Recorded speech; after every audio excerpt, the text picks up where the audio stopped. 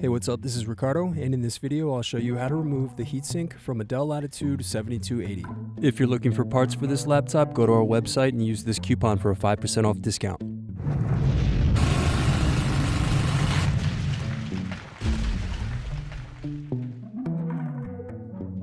First, unscrew and remove bottom base.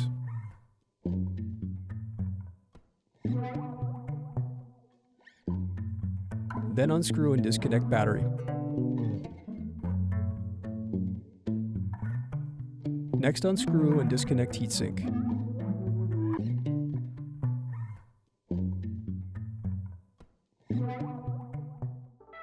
Thanks for watching.